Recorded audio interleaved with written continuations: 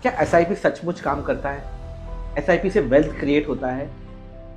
1 या 2 साल के परफॉर्मेंस के बेस पे इन्वेस्टर अपनी एसआईपी रोक देते हैं। यहाँ पे एसआईपी फेल नहीं हो रहा है, यहाँ पे इन्वेस्टर फेल हो रहा है। चलिए आज समझाता हूँ मैं आपको एक छोटी स्टोरी के साथ। ये स्टोरी है चाइनीज बैम्बू की। आपने बीज लगाया, पानी दिया, खत भी दिया। 1 साल कुछ नहीं, 2 साल कुछ नहीं।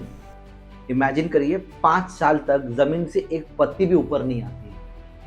यहाँ पे आपका पेशेंस टेस्ट हो रहा है।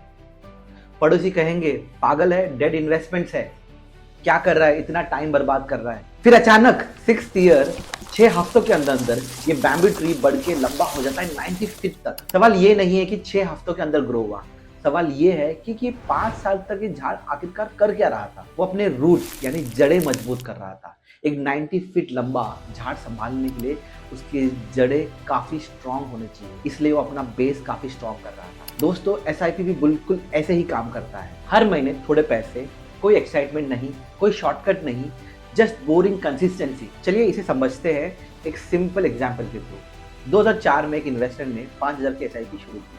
हर साल 10% से एसआईपी टॉपअप की, मतलब 5000 की एसआईपी, नेक्स्ट ईयर 5500, उसके दूसरे साल 6000। 21 साल तक स्क्रीन नहीं देखते थे, मार्केट नहीं देखते थे, मार्केट टाइम नहीं करते थे। टोटल इन्वेस्टमेंट 36 लाख और फाइनल वैल्यू 1 करोड़ 8 लाख के करीब करीब। अब इस ग्रोथ का पोस्टमार्टम करते हैं, बिकॉज इस पोस्टमार्टम के थ्रू हमें रियल सीख मिलेगी। पहला 7 इयर्स, द इनविजिबल इयर्स। 7 साल तक पैसा इन्वेस्ट करते रहना है, पेशेंस टेस्ट होता रहेगा, पोर्टफोलियो का वैल्यू सिर्फ 8 लाख के करीब करीब होगा।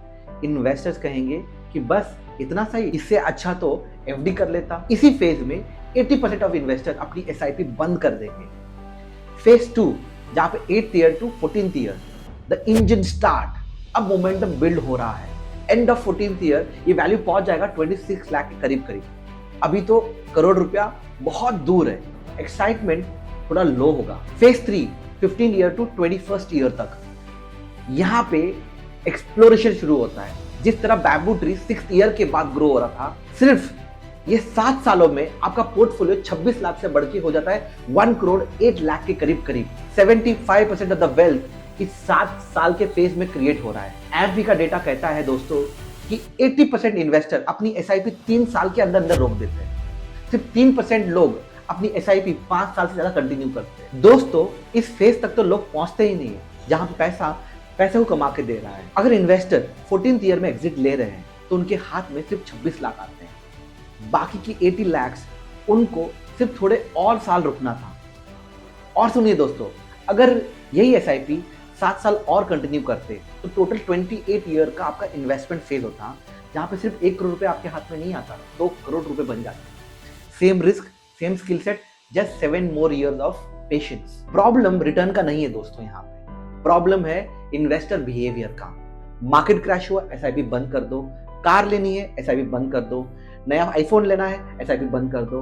वेकेशन जाना है, एसआईपी बंद कर दो। दोस्तों सच्चाई ये है कि एसआईपी जो है वो एवरेज लोगों के लिए ही है, और ये एवरेज लोगों के पास में पेशेंस नहीं है, बिकॉज सबको जल्दी अमीर बनना है। तो दोस्तों अगली बार जब अपनी बोरिंग एसआईपी स्टेटमेंट देखो तो ये याद रखना, पहला 7 साल सिर्फ बेस बनता है, दूसरा 7 साल इंजन स्टार्ट होता है, और तीसरा 7 साल आपका वेल्थ बनता है।